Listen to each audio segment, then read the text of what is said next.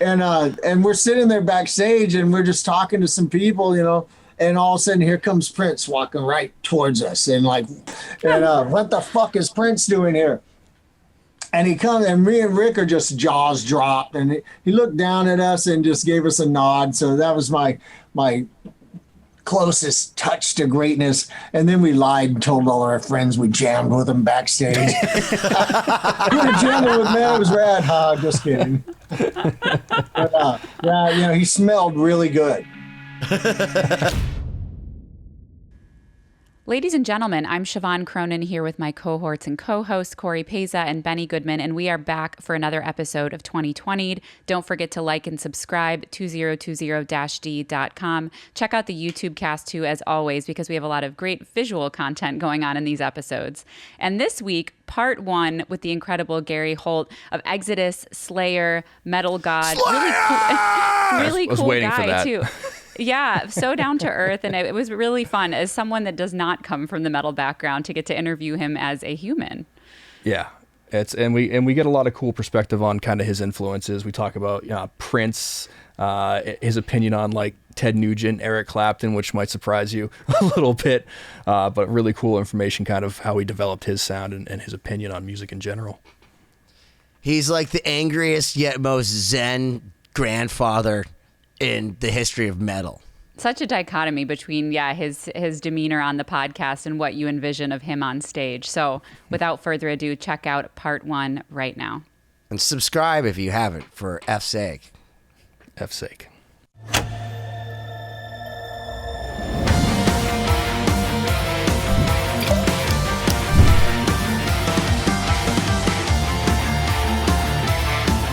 Hi, my name's Benny Goodman, and I'm here with my cohorts in crime, Siobhán Cronin and Cory Peza. Cheers. Hey Ben, how's it going? Cheers. It's early for us. Today. Normally I have my wine, but today it's water. I'm so excited because I've bugged this dude on Instagram for probably 6 months straight, and he's one of my favorites. He plays in the legendary Exodus. He moonlit in a band called Slayer that every concert someone's yelled it behind my head. And he loves cats, and I feel like he wants to kill the Kardashians. Gary Holt! Hey, what's up? Gary, thank you so much for joining us. Cats. I don't own one. It's the weirdest thing in the world. So what's the story behind that? If you love cats, what's the reason for not owning one? Do you have an allergy? No. I've always had cats, but I traveled too much, before the pandemic, and sure. And my wife works, and like the last cat we had, I rehomed to a friend of mine because he was getting neurotic because he was home alone all the time. And just came to the realization, it's like all the kids are out of the house. We might as well have all the animals out of the house too. Then I'm free to go, free to come. Go full empty nester. Yeah, we just need more of those cat cafes like they have in Japan though. Oh yeah, I didn't actually get to go to a cat cafe. In the cat cafe, I would just, a day like today is beautiful. I'm gonna go play with cats. It's amazing what they have in Japan. They have the hedgehog cafes too, and I went to the owl cafe, which was my favorite, of course. But I love owls. Oh, nice! Maybe owls are awesome. I have owls around here where I live, which is cool. Really? I always hear them, but I never get to see them. I'm always trying to figure out where they are because I secretly want one for a pet, but that's very illegal now, I think, unfortunately. There's all kinds of things I'd like for a pet. I mean, I have a perfect spot. I live in the country a little bit. I want some goats, but my wife says no to goats because she'll be the one taking care of said goats. And I've always wanted 3 pygmy goats, to name them Cronus, Mantis, and Abaddon after Venom, And it's just not to be.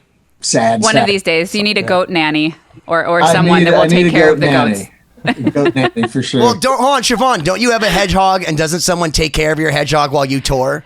Well, yeah, that used to be the case, but the hedgehog has since moved to Ohio, where now my husband takes care of the hedgehog or one of his friends while we're gone. But he's so easy to take care of. Cats definitely require more energy. The hedgehog is like fill up his bowl, make sure he didn't shit everywhere, clean up his cage. That's it. That's kind of cats too, man. It's all pretty contained. That's the one animal my wife would have no complaints if I showed up at home with, is a hedgehog. Well, there you go. Really? I highly encourage them. They are very cute. Not the California, most social. Not legal here. Really? I don't believe so. No, we Okay, can't well, I'm in have- Florida where everything is apparently legal. Everything's illegal. Everything's either legal or it's living outside your house anyway. You know, Right. So, Yeah, well, I was gonna say I went to Shannon Larkin's house and he had like 15,000 types of like reptiles in Florida. I'm like, is this legal at all? Like he's pulling out all this crazy shit.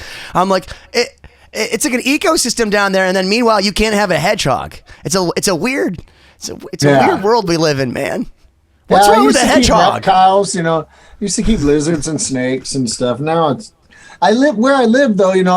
I'll come home and like run right into like a dozen deer just standing there in the driveway, and they just ignore me. So it's kind of like I have pets. Right now, it's like lizard season is starting to begin. In another couple months, they're running around like fucking cockroaches. You know, it's awesome. I love it. You know, wild turkeys, quail are funny. Quail are hilarious. You'll see a little family of them. They just across the road. It's a killer. You know, the baby geese will be born in a couple months. You know, I have pets everywhere, and I don't have to feed them. So let me ask, how long have you lived where you are now, and where are you from originally, just for the people that may not know you? About a year and a half. Okay. It's awesome. Quiet. Whisper quiet, you know, it's in the country. But I'm not so far in the country that you're away from everything. You feel like you're hours from civilization. I'm at Target in 10 minutes, you know. Yeah. That's awesome. It's perfect. You know, it's like you're in the woods, but you're like, you know, 40 Not minutes to the disconnected. mall. It's the best of both worlds. Yeah, I'm going to the mall with my daughter today. So, you know. Good There you life, go. man. That sounds amazing. I have to ask you because I was listening to the new record. You seem very chill, like going to the mall with your daughter, but I gotta tell you, this record sounds very angry. And is it coming from somewhere else that I'm not seeing on this very happy disposition to go hang out with cats and, you know, take your daughter to the mall and be on time to things and live in a whisper quiet neighborhood? I don't know. You know, maybe it's therapeutic for me. You know, it's my release. You know, it's my way to like, you know, to go about my day-to-day living without murdering somebody. Yeah, I'm super happy and cheerful all about the PMA and yeah, musically, no, not so much. But you know, I mean, I'm not going to write songs about puppies and kittens. I just put them on my guitar picks. It's an interesting dichotomy. I don't know. Well, dude, I gotta tell you, because before this, I was watching The Fires of Division. You have like a new video out, and it's 11 days old according to the YouTubes. And first off, it's you guys in flames, just literally playing metal. It's the most metal video, and I gotta tell you, like, I appreciate it. I appreciate like a band that, like, you know, you hear Exodus, and you're like, and then you go like. When I first saw Ghost, and I'm not shitting on Ghost because I love them for what they are, but I thought they were going to be a metal band. So when I was at Lollapalooza and they had all these girly bands, and I saw Ghost, I was like, oh, they're going to be heavy. And then the guy's like, oh, like Duran. Yeah. You see Exodus, and you get metal. And this is no exception. I mean, it's what we do, you know. I mean, honestly, you know, musically speaking, for myself, man, I think we push the ground constantly on albums. You know, like 1 minute we're doing a 2-part 2 album release that's like the Pink Floyd of thrash metal, but it's the Exodus, you know. But we're doing different shit. But we're not going to come out and do ballads and stuff.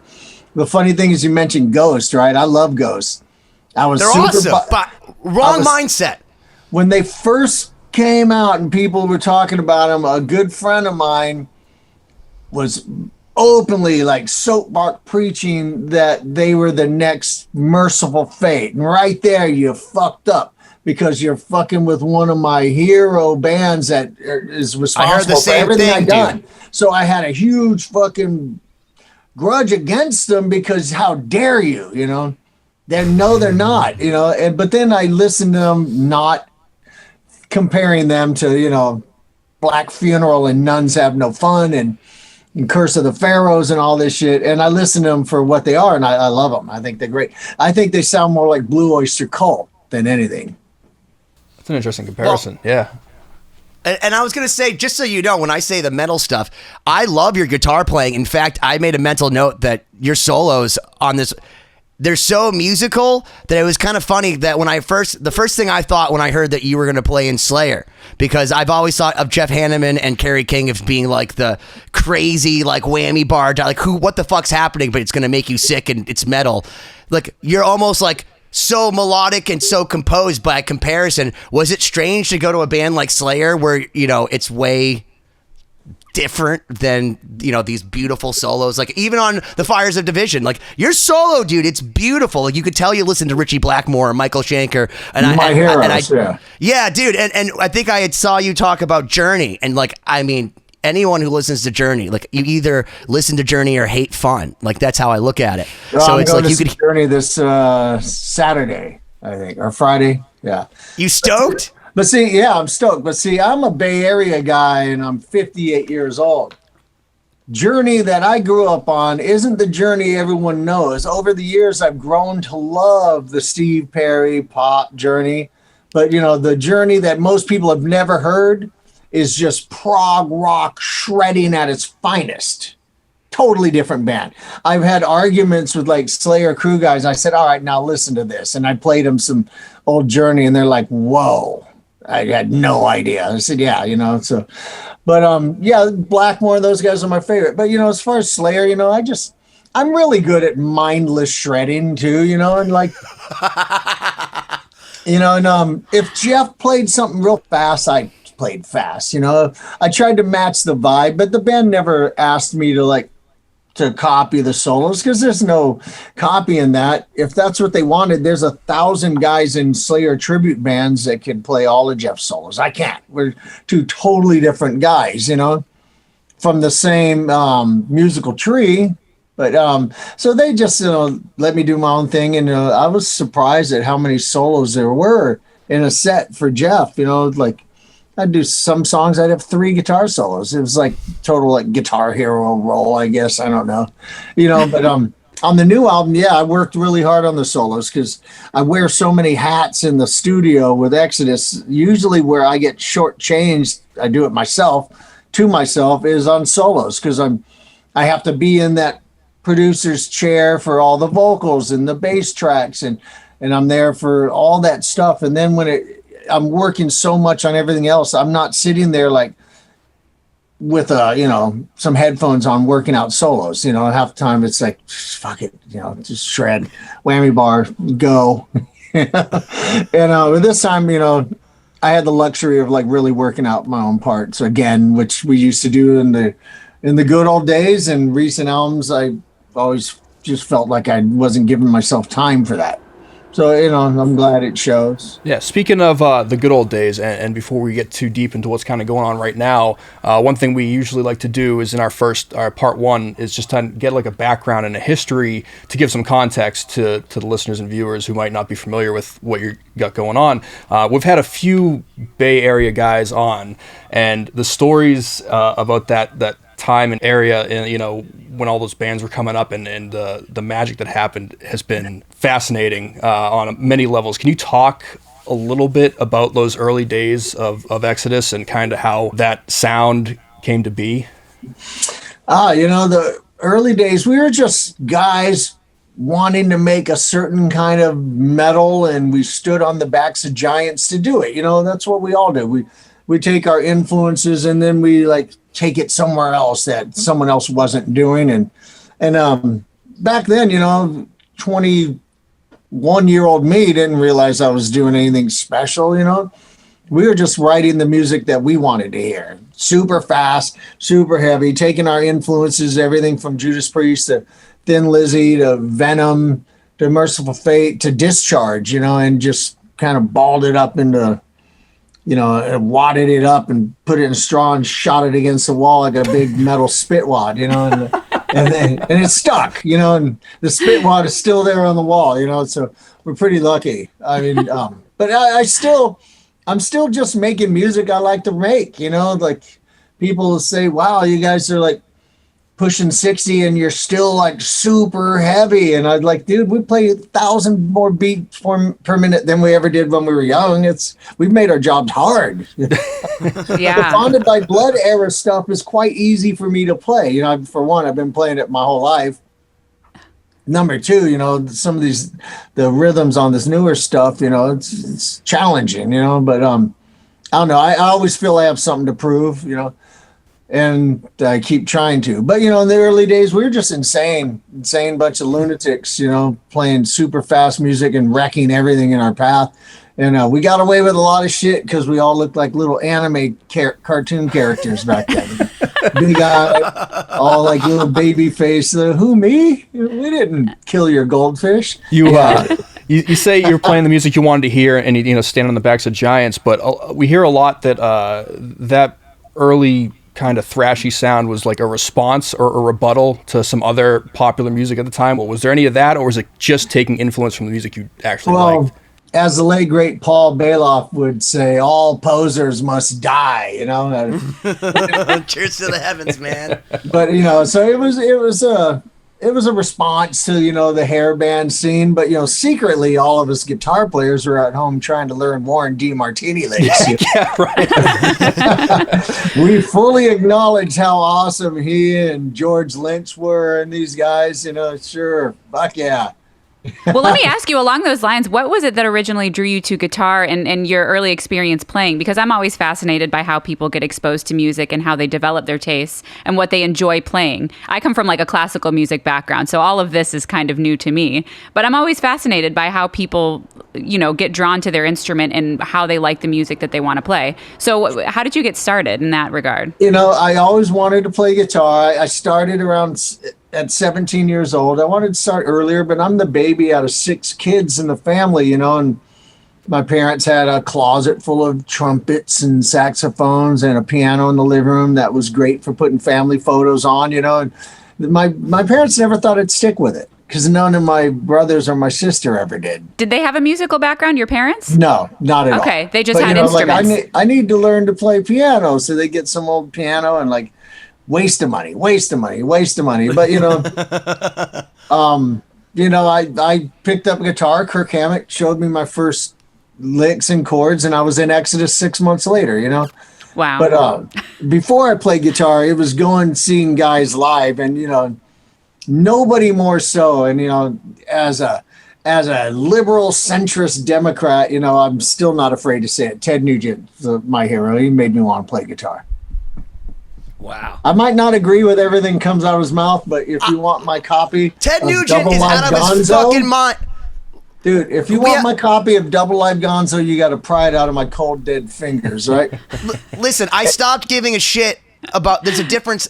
You got to stop judging the music by the people that play it. Separate the art from the artist. Like Chuck Berry literally opened a restaurant to watch girls pee on camera. Like, there's all fucking weird ass shit that if you look about anybody, you could find this. Like, Eric Clapton's a total ridiculous level racist. I didn't know this until I heard some bootleg. Like, fucking hell, crazy level. And I'm like, oh man. He's also the world's most overrated guitar player, but that's just me. Yeah. I either get people, when I've said it before, and I'll get people saying, "What, you're ragging on Eric Clapton?" No, I'm not ragging on him. It's just they call him slow hand because his hands are slow, I guess. I mean, you look, in his era, give me Alvin Lee over Eric Clapton any day of the week. Any day. Oh, yeah, dude. There's 1,000 guitar players, that I like better than Eric Clapton. I mean, his career was based on cover songs, basically, Oh yeah, dude. You got a guy like Edgar Winter. I mean, even oh yeah. First, Johnny Winter, Ronnie Montrose, all these greats, dude. There's tons of great guitars. Right? My high school, Ted Nugent ruled my high school. Ted Nugent and AC/DC. Angus Young being my other guy who made me want to play guitar before I ever played. Ted live, he was like 10 feet tall. He looked like, with that huge Gibson Birdland, which bucket list guitar I don't own and I need one. And he was just, like you get these guys now when they wear their guitar like a bib, it's up here like they're eating off it. It's a necktie, and they're doing all this shit, and it's impressive, right? And it sounds like video game guitar, and it's impressive, and it's cool, but is it though?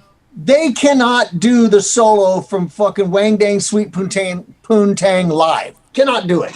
That solo is a monument to endurance, and he's just shredding so hard, genuinely live. It's, give me that. I'm a rock guitar guy who plays on steroids and fucking residual methamphetamine abuse from years back, you know? You know, it's just hard rock, but it's sped up. But you mentioned an interesting term, not to interrupt you, but endurance is a huge part of it. And that's one thing that I learned to respect from classical music, is you would practice this stuff in the practice room, but it's a totally different thing to get up and have to do like a 45-minute concerto live. And you learn to really respect it when it's like you actually have to do that. And there's no stopping, there's no cut and paste. It's like different the whole way through. And you've got to make it from one, beginning to end, just like that. So, exactly. But anyway, and a lot of these YouTube guitar players, the videos they're putting up, and I've seen some, and I know some guys who are like phenomenal, killer, shredding, ripping guitars. And then I see a lot of them, and the guy's lip syncing to his own shred. Like he's recorded and worked it out in Pro Tools, and then he's filming it from 5 camera angles, and he's not really playing it. Give me one really sweet bent note, and I'm happy, you know. I judged many years ago in the 90s, I judged a guitar competition, and I told the other judges, I said, first guy who plays a Schenker lick wins. And the guy came up and played a Schenker winner. Everyone else go home. Winner. That's fucking great. And I said, first guy who's like comes up and plays something tasty and isn't just fucking cramming as many notes in. But I mean, at the same time though, one thing I try to do in my advancing years is I try to be an ambassador for the instrument. You know, I want to see kids 12 years old shredding on guitar. I want to see 12-year-olds playing bass and playing drums and not fucking scratching on turntables and shit. So I'm ecstatic that there's a whole generation of people that are embracing the guitar, you know. I mean, God, we went through whole periods where there weren't even guitar solos anymore, you know. So fucking right on, you know. And if your jam is sitting there on YouTube and doing these shredding, you know, using your toes and your fingers to tap, cool, you know.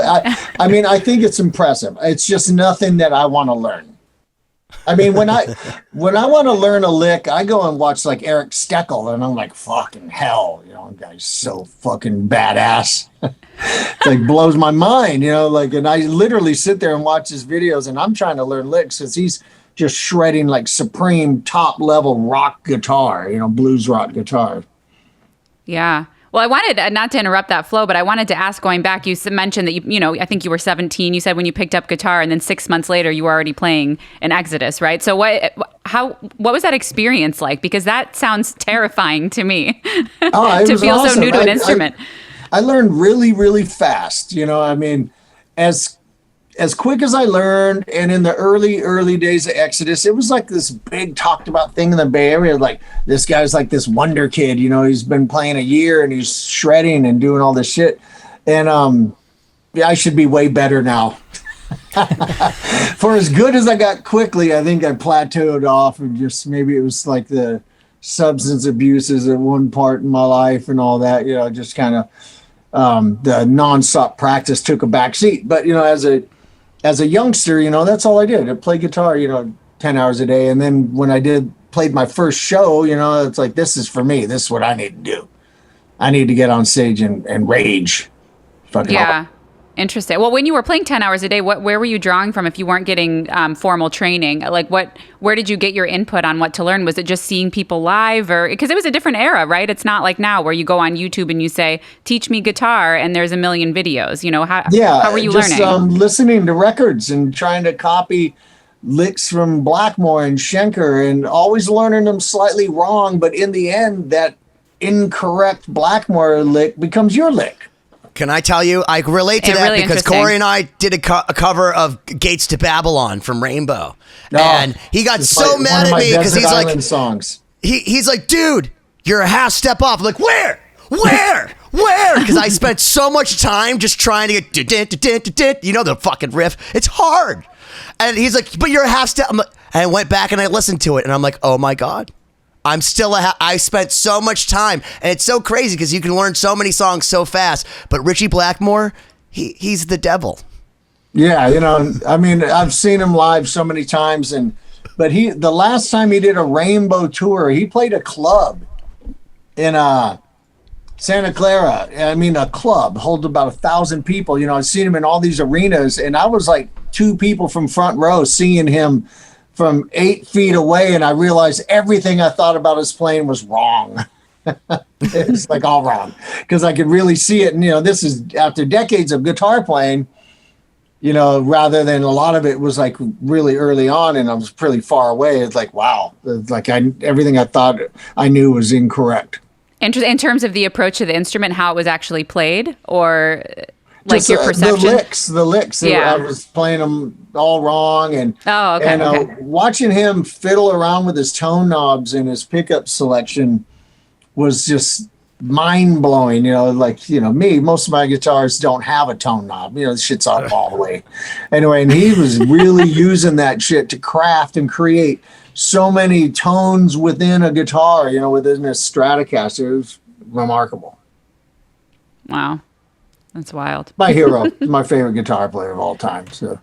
I was going to say he was at my first session that I ever played at when he was recording with Rainbow. I think I may have told the story on the show, but he was recording with Rainbow in my high school jazz band. It was the best year that our jazz instructor had ever had, and he convinced the board or whatever to send us to a recording studio, Longview Farm Studios. This dude sitting there with the fucking hat on and the hair, and I'm like, and he had that accent, and I'm sitting there and I'm like, I'm the only one in the control room because all my classmates are like not interested. And I'm like, I want to learn what these fuckers are doing. And I could tell you Gwen Stefani was on the cover of Rolling Stone. That's when it happened.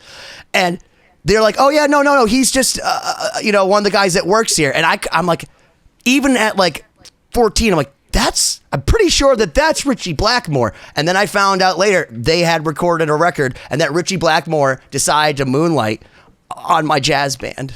So yeah, that happened, and he made everyone play soccer. He lives in New York, and my friend Mark Mengy sees him roaming around town in his Renaissance garb all the time. But speaking of Renaissance garb, the single greatest Blackmore show I ever saw was when I saw Blackmore's Night, his Ren Fair medieval band, and it was the greatest display of guitar playing ever. And he didn't pick up his electric guitar once. It was really? Because I saw the Sting version of that, and I was like, "Oh, come on, Sting, play with some balls." Blackmore pulled it. I was scared of that show because I didn't want to not like Blackmore afterwards. Because I'm like, has he gone out of his mind like a wizard or whatever? Because he thinks he's a wizard or something. I mean, he might be. I don't know. He is a wizard. He's a wizard at everything he does. It was awesome. He had a Strat there on stage, and he had an amp. But he opted not to play it, and he just played on acoustic, scalloped acoustic. Oh my gosh! Wow. Ingve approves. I mean, I played scalloped fretboards for most of my life up until maybe about 10 years ago, and that's because of Richie. That had nothing to do with Ingve. Fuck that dude. Well, no. So do you like? So first off, why would you go from scalloped to not scalloped? Because I actually have a few scalloped guitars here that I'm like, what is the difference? Because I've never had the opportunity. What made you decide to? I mean, obviously Blackmore, dude, was the guy that did it. That's the most amazing thing. But what made you stop? And what's the advantage for you? I went to a shorter scale neck. I went to a Gibson scale, and I kind of didn't. It's pretty slinky as it is, and. But, I love scallop fretboards. I did many of them all myself. I have all the files still. I butchered a couple of cheap necks, and I've scalloped them all. Neck through body guitars, bolt-ons, name it. Interesting. What functionally is the difference as a non-guitar player here? Your frets are about a mile tall. Basically. Okay. And, there's you're just getting string on fret, there's no wood, there's a big air gap under it, and it's almost like sitar like. Interesting. Okay. Frets. Yeah. It's really, really killer. But I have an ESP that's scalloped from the 12th to the 22nd, and I've got some other guitars like that, and then I had them scalloped all the way down, and other people play my guitars and they're pushing every note out of tune because they're just not used to it, and I'm like, it's not an issue. What's wrong with you? Well, I have to tell you that I was watching some bootlegs of you live, and I've seen. I love your guitars. In fact, if I had my own ESP guitar, it would be your Purple Rain guitar, which I didn't know was a Purple Rain guitar until I saw live that this beautiful purple fucking ESP with gold hardware, white EMGs. It's just like it's got a cross inlet. It's the most badass guitar. I'm like, when I don't think it could get any more badass. I realized when you there's look the at the Prince back of the logo. neck, you know. Yeah, I saw that's that. right. I'm like, it says Purple Rain, but spelt as in like rain and blood. you know? yeah. Oh yeah. He's my Oh, hero. dude. Prince is my all-time musical hero. I mean, every Prince show I've ever seen was like the greatest show ever. And first time I ever saw him live, he played the Warfield Theater in San Francisco. Tickets announced the night before, sold out in 5 minutes. You know, Prince and the Revolution, and changed my life. Excuse me. What about it? What was it that drew you to the music or to the performance?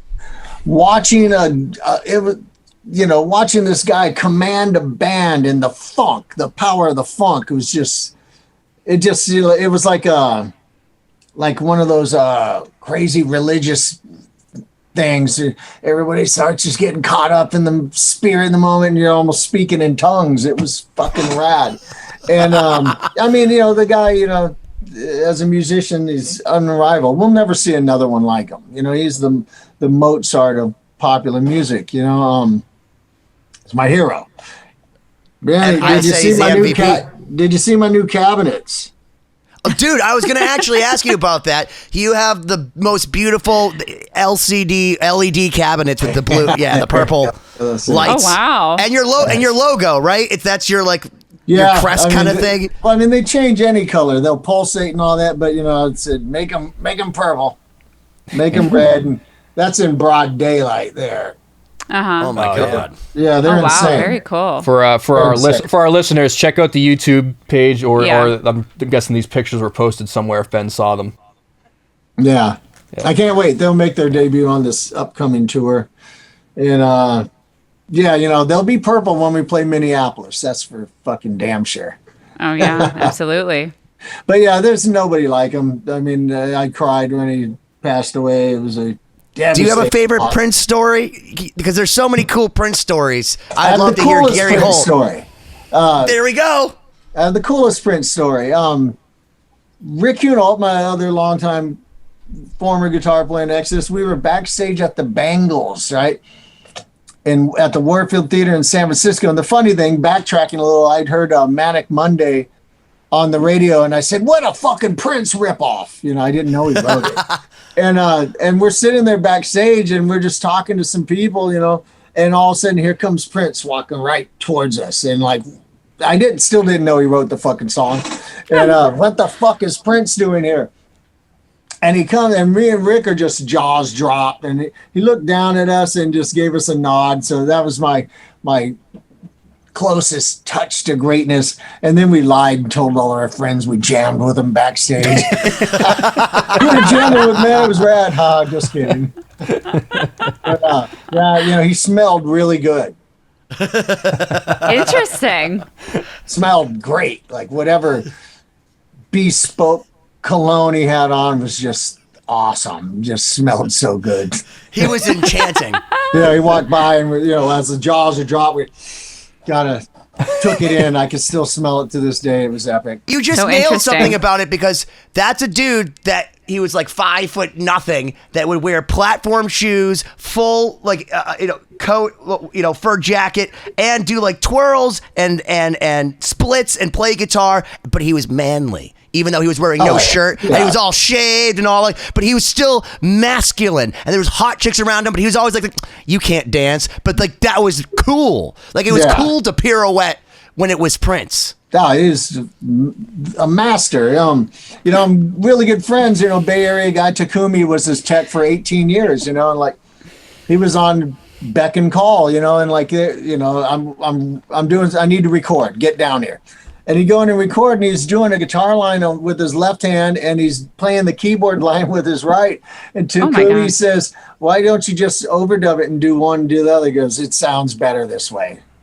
So he's tracking two instruments at once. I played his telly, the Hohner telly. I played that guitar. Oh, the Mad Cat. The Mad Cat. Yeah, the one. That's the one. I played that guitar. That's so what was that like to pick that up? Was it just like it was shaking have in my boots. Thinking Yeah, about it. that and playing the Red Special was pretty epic. Yeah. Again, it's weird. Like, I swear to God, I got like goosebumps over my whole body just thinking about like picking up Brian May's guitar. Did he hand it to you, or did what's the story behind His that? tech, Pete Malindrome, brought it back because Justin, Kirk Hammett's tech, was working for Queen on that tour, and he hooked me up. And I've been friends with Pete ever since, and I got my own Brian May guitars, Red Special, sitting here right behind me. And thing's amazing. It's amazing. But I put it away because, he inscribed it to me, and I played it for like a good hour when I first got it and started rubbing off some of his writing with my arm. So none of the signature, but some of the two Gary, like the two was kind of gone. So I had to touch it up myself, and it's put away. I'm taking it to some people in LA, and they're going to clear coat it and seal it in. And then I'll be able to play that thing all I want. But right now I put it away and haven't touched it since. I have a signed one, and I think Cory made me use it for one session, and then I haven't let anyone touch it. I don't think since, because I don't even want to think about it. It's a game used Brian May signed Red Special. I made you use it.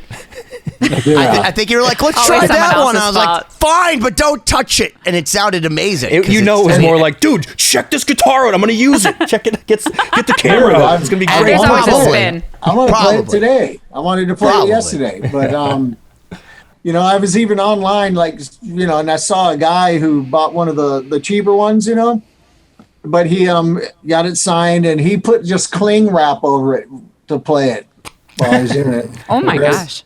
Just to put a barrier between Well, his arm, and I almost I'll tell did you- that. I'm like, no, I'm not. I'll gonna tell play you that. something What if I pull the horrifying. cling wrap off and all the shit's still on it. Yeah. Wait, I have something horrifying. So my buddy sent me the Jason Becker Perpetual Burn guitar. And when it came here, we're in Boston, and it was sitting on a truck for God knows how long. So when it came in, it was like shocked, and I left it in the case.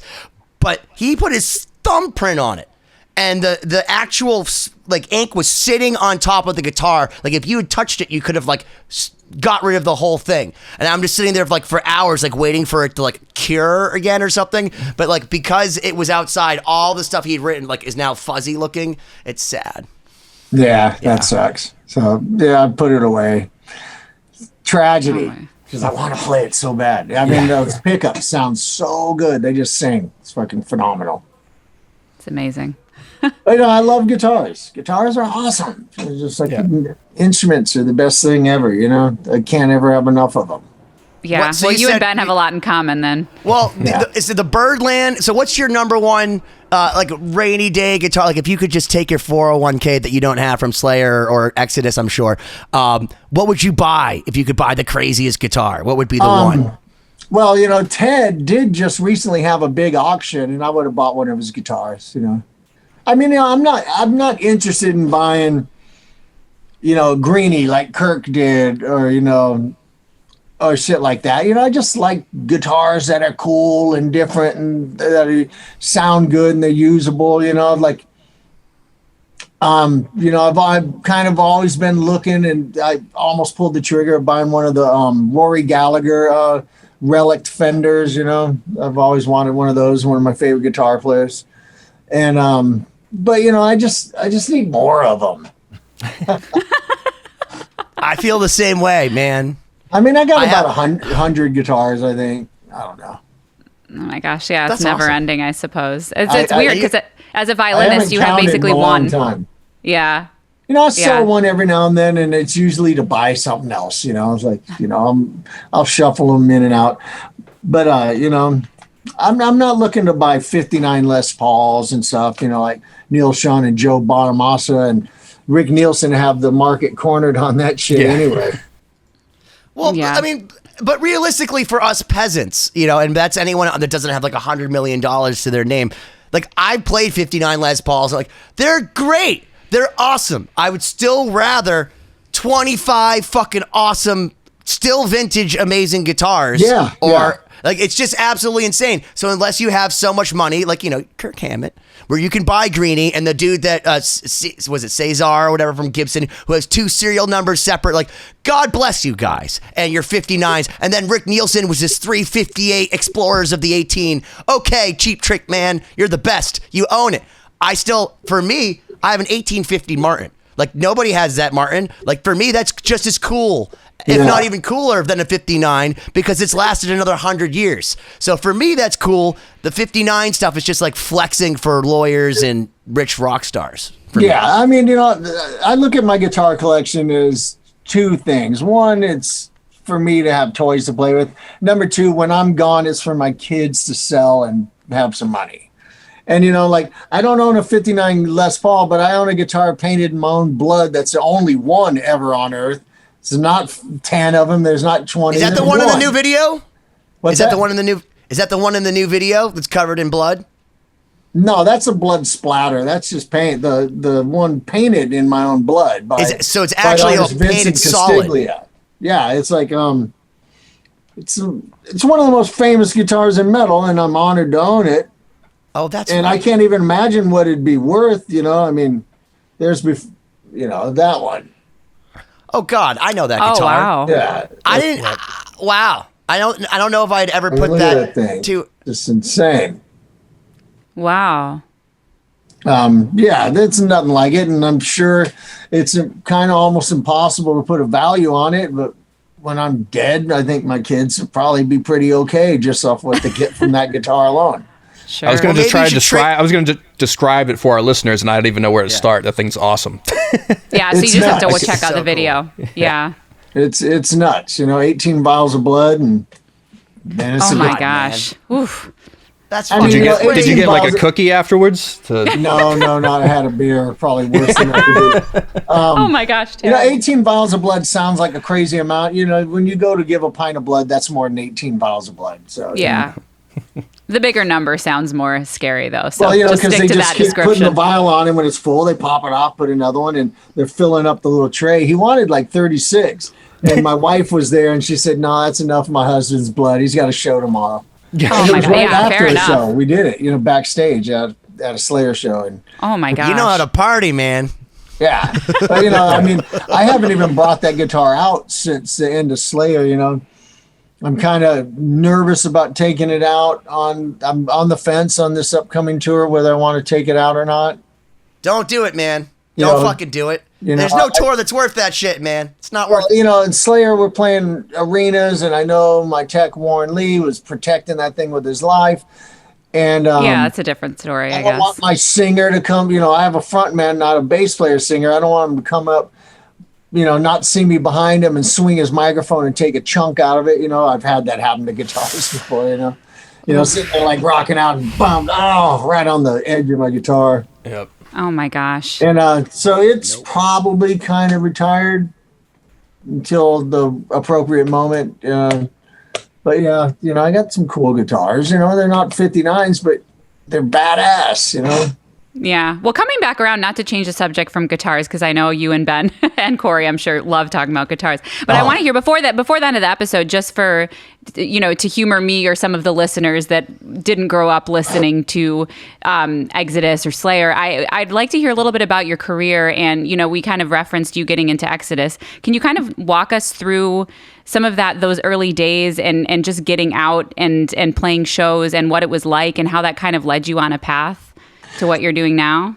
Well, we started in the early days before we ever played a real club. Exodus were famous around Richmond, California for like putting on our own hall parties with names like Jug Night and the Ripper, because you paid $5 to get in, and it also included like Jug Night. It was like 10 kegs of beer and like 12 half gallons of whiskey, so there was probably a lot of DUIs that night. And, we throw these things ourselves, and we built our own lighting stuff, and we built a stage, and we throw these epic jams, and then we got into playing real clubs, and from there, we just developed and continued, and next thing you know, I'm on tour with Venom, with my heroes, so epic, we went through a lot of the ups and downs of rock and roll, like, we're a walking living behind the music fucking episode. We've got death, drug addiction, all that shit, but we're still here. I mean, Well, your guitar teacher bailed on you for another band that nobody ever heard of again. What's that? I said your guitar teacher bailed on you to join another band that no one ever heard of Yeah, again. no, yeah. I mean, what a horrible. What a business jerk, move. dude. Oh, my God. No, but By I the mean, way, for it's Siobhán, not that's weird. Kirk Hammett of No, Metallica. I know. Kirk Yeah, I know Hammett that of much. Metallica. You know the band, Nothing I Else know. Matters. I know Kirk Hammett and Metallica, and I'm aware. Thank Yeah. you. I'm not that out of touch. But after it's all said and done, after a self-imposed exile from music, I was working at a fucking RV lot, shoveling up dog shit and washing RVs, and that's after having a successful 10-year career, and that was in the mid 90s, and my new album entered at number 20 on Billboard. So it is kind of like a behind the music episode, or a singer died, drug addiction, blah blah blah, and redemption. Kind of cool. I'm fortunate and lucky. Yeah, no, that's amazing. I mean, can you, if you don't mind, can you talk a little bit about that? I mean, because it's always interesting to hear the behind the music version. That there are a lot of lows for people that the general public, they don't see. They see what's on the internet and the glamour and whatever. Yeah. What was that hiatus from music? Like, what prompted it? And what was that like? Well, the band would drop from Capitol Records, and we could have easily signed another deal, but there were some personality conflicts in the band. My first daughter's just born, and I was not having fun. And I opted to join the PTA instead of a new record label. It was awesome. I have no regrets on that. And it's when we reunited with our original singer, Paul, that, drugs became a real factor. Exodus had a long reputation as like enjoying our drugs, but it wasn't until 97 where things got really bad, which led to Paul's death in 2002, and my subsequent sobriety came in December of 2002, and hell, I don't even drink anymore. I'm no fun at all. No, you're clearly a lot of fun. I mean, you have such a great spirit, and you're so positive. I mean, good for you. That's incredible, and it's really hard. I just had 2 biopsies on my nose, and I'm recovering from gout. So. Oh my gosh! But good, you got. Man, I'm falling apart. You're so now positive, I'm not eating red meat anymore. I'm not even drinking my non-alcohol beers, and it is what it is. But I see a lot of bad news around with a lot of people and a lot of tragedy, like Taylor Hawkins. And Sure. I could have just as easily at one point in my life been in that same position, I could be dead, I'm lucky. I'm looking outside at the fresh blooming cherry tree and a hillside of oak trees, and it's fucking awesome. What do I got to complain about? That's the thing. Ben mentioned, the album being so fucking aggressive and just angry, and me not being, because I got nothing to be angry about. There's a million people who would trade places to be where I am right now, and it's really hard for a new band now. And I've survived a lot of shit, and I'm still standing. So, Did you always have that perspective, that positivity? Because I think some people, it takes a really long time to get that. It took me a long time. I mean, I went through my stages in my career of just ego and not giving a shit about anybody but yourself, and now I'm super compassionate dude who doesn't like the direction the world's heading in, and maybe musically I'm contributing to the bad vibes. I don't know. Maybe it's my fault too. No, I disagree with do that. something about that. Because I have a giant, and I feel like I have a giant smile on my face when I listen to the Fires of Division, because I'm like, this is what I want to hear. Because dude, my heart closed years ago. So if I'm going to hear metal, it better be literally the Fires of Division. So, and metal people, I find, tend to be happier than, let's say a lot of, Siobhán was playing at Ultra last night in Miami, which is all these people coming down, from my experience, from ecstasy and all these drugs that bum you out. Meanwhile, you go to a Maiden show, people are stoked. I'm stoked to see you guys on this next tour.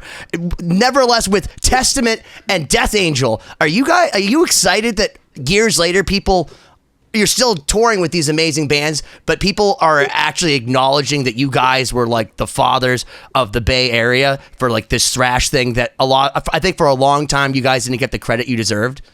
Yeah, but it's that chip on my shoulder that keeps me going. Even when I get credit, I'm gonna find the negative part of me is gonna find the naysayer and smash them. And that's the thing. We go out on stage every night with the intention of thoroughly crushing everybody we're playing with, and the winner is the fans. They're getting a great show, but on this tour, we're going out there with one sole purpose, and that is to destroy Testament and Death Angel, our good friends. But that's the greatest. We're gonna crush them because I go out there on a mission. There's one thing they're paying to see me do, and that is to go out and crush people. And then the other bands try to crush back, and next thing you know, it's just this big musical fist fight, and fucking it's like a Hagler Hearns. It's awesome. It's like some of the great fights you ever seen. That's amazing. Do you have any stories about weird or bad tour dynamics or clashing of that sort from the competition that exists whenever you're supporting or headlining? Because there's a lot of dynamics there that people don't realize. No, we've always been really lucky to tour with a lot of bands that are really fun to tour with. I mean, I have my short list of bands that if I took that list, printed it out and said, for the rest of my life till I'm no longer playing live, these are the only bands I'll ever tour with, I'd be perfectly happy. And that's Sepultura, Municipal Waste, Death Angel, Goat Whore, Obituary, and others. These are our brothers, I'm best friends. I tell these guys I love them when, we text and sign off. And when we tour together, it's just the way it's supposed to be. It's supposed to be like that.